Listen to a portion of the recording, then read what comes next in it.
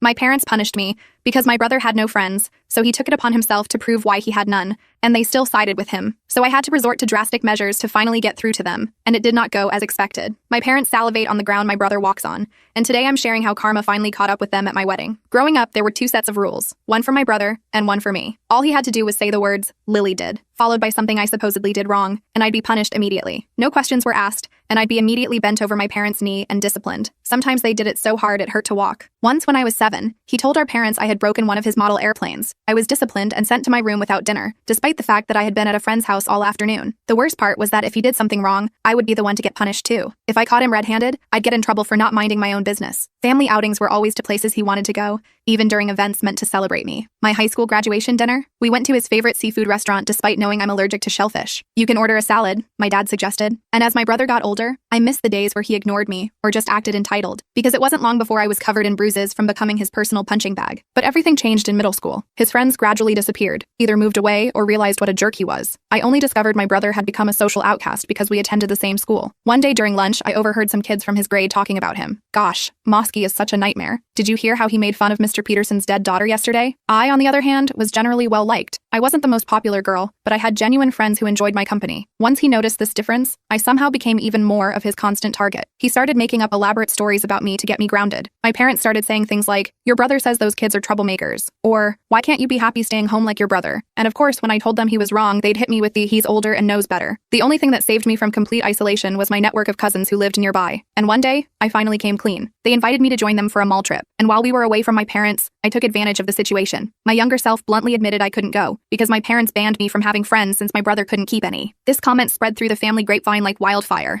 and apparently, my aunts and uncles confronted my parents about it later. "Is it true you're punishing Lily because Mosky doesn't have friends?" my Aunt Sarah asked my mother. I got punished for lying and grounded for weeks, but after that, something shifted. My parents eased up slightly on the restrictions, but the damage to their perfect family image couldn't be reversed. And because everyone now knew about my brother's social failures, he switched schools. My parents immediately agreed despite the higher tuition and longer commute, but still, he never forgave me for exposing him. If anything, his mistreatment intensified. But it wasn't just him anymore. Him and his new friends would come over and bully me together. They'd make comments about my appearance, hide my belongings, or deliberately exclude me from conversations. Once they even put salt in my water glass and laughed hysterically when I spit it out. My mom just smiled indulgently, saying, "Boys will be boys, sweetie. They're just having fun." My cousins became my closest allies, because my parents treated them 100 times better than me. My cousin Jocelyn especially became like the sister I never had. Her house was the only place I could experience what a normal family dynamic felt like. Pretty much everything stayed the same for a while after that, until I turned 16 and got my first boyfriend, because for some reason my parents insisted on meeting him, despite my reluctance. "We have to make sure he's good enough for our little girl," my dad said. And maybe in a world where I actually believed he cared,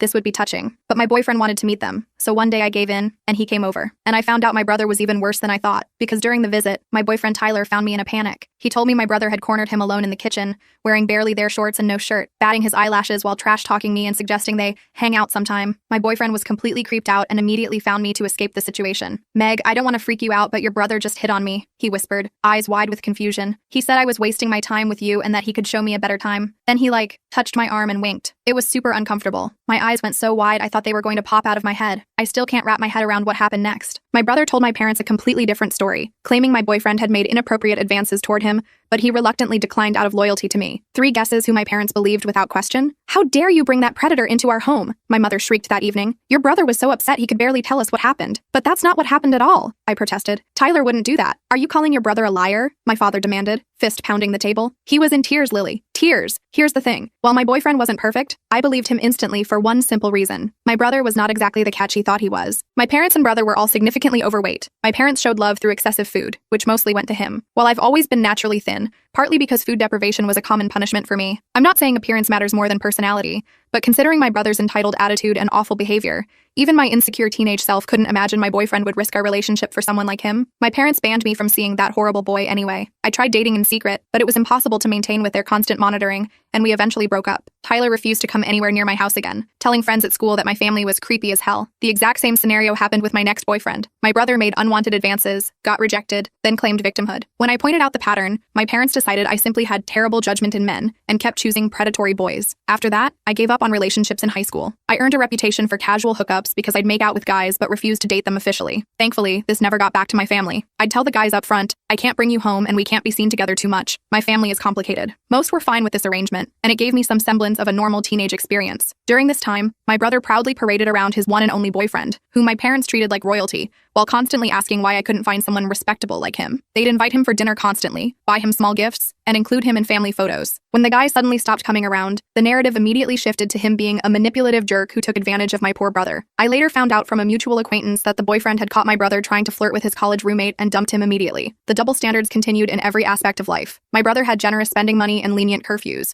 while I was restricted and monitored. When I pointed out the unfairness, my parents would say, "He's older." But when I reached his age, nothing changed. When I called them out again, they'd either deny ever making the age argument or claim I simply couldn't be trusted like he could. When my brother graduated high school, he got accepted to a mediocre college with no scholarships or honors. My parents made an enormous celebration with catered food, decorations, and even hired a photographer. "We're so proud of you, son," they gushed. The first in our family to attend university. They promised to cover all his expenses, including a private apartment off campus because dorms aren't conducive to academic excellence. I was silently relieved he'd be moving away, but it barely improved my situation since he came home most weekends and somehow always managed to notice things missing from my room or create other problems. About a year later, my mom sat me down for a serious talk about my upcoming graduation. She explained that since they were funding my brother's education, they couldn't afford mine, suggesting I should start working immediately after graduation and wait until he finished college to see if they could help me. Oh, and if I wanted to continue living at home, I'd need to pay rent, utilities, and buy all my own necessities. "We just want you to learn responsibility," she said with that fake concerned expression she'd perfected. "Mosky is pursuing higher education, but you've always been more practically minded." When I mentioned student loans, she replied, "Well, we care about your future too much to let you make poor financial decisions. We'll decide if a college is worth going into debt for." They never mentioned scholarships. They had no idea what my grades were and never believed in my abilities anyway. I simply responded with a calm, "Okay." My mom seemed shocked by my lack of reaction and started crying, probably hoping I'd throw a tantrum so they could justify never supporting my education. The truth is, after years of their terrible parenting, I never expected their help. I'd been secretly preparing for college independently, using all those lonely hours at home to study relentlessly. College represented my only escape route. My guidance counselor, Mrs. Peterson, was the first adult who seemed to actually see my potential. She helped me navigate applications, scholarships, and financial aid forms without parental involvement. When graduation approached, I worked harder than ever and secured a full scholarship to a solid state university with a good program. Knowing my brother would try to sabotage this through my parents, I announced my acceptance on social media simultaneously, while telling them in person, even tactically thanking them in the post. So grateful for my parents' support as I head to state university this fall on a full academic scholarship. This prevented them from blocking me from going without explaining why to our extended family. Initially, they seemed proud and boasted about it. Then my brother got to them, and suddenly they started asking if I was sure I wanted to go, letting slip that my brother was struggling academically, and since he was naturally smarter with better judgment, I would obviously fail miserably. I stood my ground, and they reluctantly accepted they couldn't stop me without looking terrible to everyone who had congratulated me online. College became my salvation. I visited during holidays but could legitimately use financial limitations as an excuse to limit contact. During this time, my brother dropped out of college, moved back home without paying a cent in rent or bills, and got hired at my mom's workplace through her connections, which they presented as some incredible achievement. This is where the story gets interesting. I met my husband during junior year in an economics class. He sat next to me on the first day and immediately impressed me with his confidence and wit. When the professor made a terrible joke, he leaned over and whispered, "I think we're paying tuition for dad jokes now," making me laugh for the first time in weeks. He's my complete opposite in handling conflict. Where I'm non-confrontational and usually think of perfect comebacks hours later while lying awake at night, he's quick-witted and never hesitates to stand up for himself. While I cry when angry, he becomes icily calm and strategic. If he doesn't immediately respond to an insult, you should worry. It means he's planning something more calculated than a simple retort. Our first date was at a small Italian restaurant near campus. When the waiter accidentally spilled water on the table, I immediately apologized out of habit, even though it wasn't my fault. My future husband noticed this and gently said, "You don't need to apologize for things that aren't your fault." That simple statement hit me like a revelation. We talked for hours that night, and I found myself sharing details about my family that I'd never told anyone. "That's not normal," he said firmly when I described my childhood. "That's abuse, Lily. You deserve better." When we decided to get married after dating for 2 years, we agreed to keep the ceremony modest since we wanted to splurge on a dream European honeymoon instead. Since his family was scattered nationwide while mine was concentrated in my hometown, where we lived about 90 minutes away, we chose to hold the wedding there. After sending engagement announcements, my parents demanded to meet my fiancé. I reluctantly agreed but promised myself I'd never leave him alone with my brother. Hilariously, my husband was thrilled about the meeting. He'd heard so many stories about my family's treatment of me that he was practically giddy with anticipation. He even purchased a high-quality voice recorder to secretly document whatever nonsense they might try. He went alone to meet them despite my reservations. "Trust me," he said, kissing my forehead. "I can handle them." He returned absolutely ecstatic. "Babe, you won't believe what they proposed. We can absolutely destroy them with this," he said, barely containing his excitement. According to the recording he played me, my parents and brother had sat him down and, after some obligatory complaints about my poor judgment, offered to contribute financially to our wedding on one outrageous condition. My brother would walk down the aisle before me, wearing a tuxedo identical to the groom's, and would be featured prominently in the wedding photos and even have his own special cake. "We're willing to help with the wedding costs," my mother's voice said on the recording, but Mosky has always dreamed of being in a wedding. "It's not proper for a younger sibling to marry first," my father added, "so this would give him the experience he deserves." My brother's voice chimed in. "I've even picked out the tux I want. It should match yours exactly so we look like a matched set in photos." My husband's perspective, when they suggested this lunacy like it was some generous gift,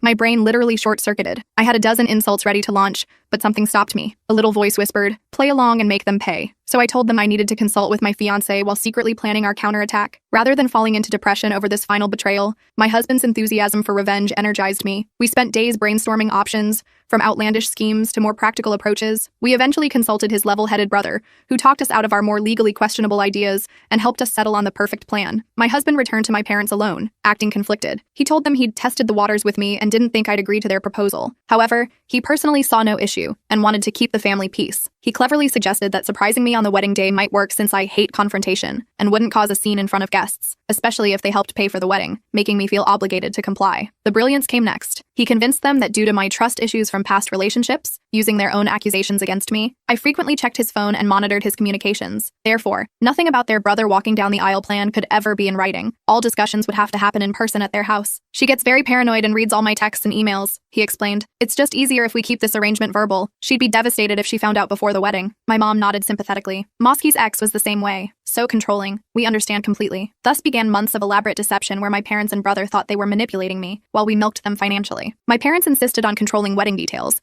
but my husband persuaded them to let me have small victories on things like songs and colors to keep me manageable. Here's how we executed our scheme. When selecting catering options, we'd initially agree to budget-friendly choices. Then my husband would secretly take my brother for a tasting, sigh dramatically, and say, "Too bad we can't get the premium package. We don't want to take advantage of your parents' generosity." On cue, my brother would demand my parents upgrade us to the most expensive option. They'd then generously offer to cover the premium package as a surprise. We repeated the strategy with the photographer, flowers, venue upgrades, everything. My husband would craft these scenarios perfectly, playing on my brother's insecurities and my parents' obsession with appearances. He'd mention how unfortunate it was that we couldn't afford the luxury options, knowing my brother would immediately want the best for himself. The only hiccup came with the wedding dress when my mother tried to force me into a hideous gown that wouldn't flatter me. She texted me about it, breaking their no written evidence rule, so I had to genuinely refuse. My brother suggested they accidentally damage my preferred dress, so I'd have to wear their choice. My husband pretended to love this idea. Throughout this time, my brother did make several clumsy attempts to flirt with my fiancé, who played along just enough to keep our con going, acting torn between loyalty to me and attraction to my brother. We ended up with an extravagant wedding that would have been completely beyond our means, all funded by my parents. We called it back payments for emotional damages. The venue was upgraded to include fairy lights and extra florals. The menu featured premium options like filet mignon and lobster,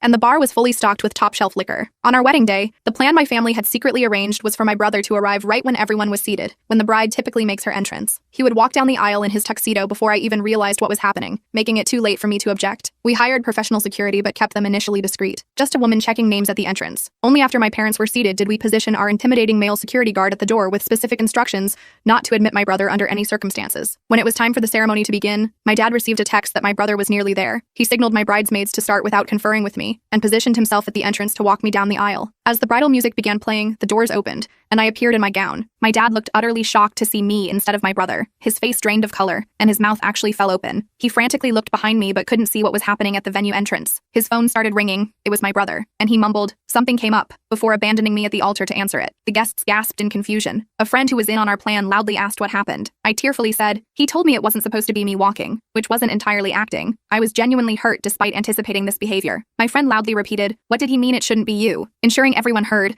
then announced she'd go check the commotion, racing off to witness the chaos. My mother eventually followed, leaving me standing alone. My father-in-law immediately rushed over and took my arm. We'd prepared him for this possibility. "I'd be honored to walk you down the aisle," he said loudly enough for everyone to hear. His obvious concern made me smile through my tears. I walked down the aisle amid whispers and confusion, with several guests leaving to investigate. The ceremony proceeded perfectly once I reached my soon-to-be husband. Throughout the reception, people kept disappearing and returning with shocked expressions, but no one dared tell me what was happening. From multiple accounts gathered afterward, here's what happened. My brother arrived wearing a tuxedo identical to my husband's, complete with the same boutonniere and pocket square. Our security guard refused him entry, explaining there was already a wedding in progress with the bride present. My dad threatened to call police, claiming the guard wasn't authorized. The guard calmly agreed to let authorities sort it out, knowing it would be too late to disrupt our ceremony. My friend arrived, creating a scene and stalling by loudly demanding explanations. What's going on? Why is the father of the bride out here instead of walking his daughter down the aisle? My mother joined, followed by curious guests. Their plan exposed, my parents attempted damage control as horrified witnesses berated them. When they blamed my husband for orchestrating everything, he was summoned outside. My husband put on his most bewildered expression and denied any knowledge of such a plan. What are you talking about? Why would I want anyone else walking down the aisle at my wedding? When they insisted he had agreed to it, he demanded proof, which of course they couldn't provide since all our text exchanges were about normal wedding details. When they claimed, "But you told us not to text about it," he laughed and said, "How convenient that there's no evidence of this ridiculous accusation." My brother had a complete meltdown, literally sitting on the ground crying and screaming like a toddler. It was supposed to be my day too. He promised me. My mom was sobbing while my dad's face cycled between rage purple and panic white. Some guests even recorded portions of the confrontation on their phones. Security and other guests had to physically restrain my dad when he lunged toward my husband. "You lying piece of garbage," my father reportedly shouted. "You said she wouldn't make a scene." "I never agreed to any of this," my husband responded calmly. "And I find it disturbing that you apparently planned to hijack our wedding without my fiancé's knowledge or consent." No one at the wedding believed their story. They kept demanding explanations. Why would the groom agree to this? Why is there no proof? Why would you want your son to hijack your daughter's wedding? They had no answers and were eventually forced to leave,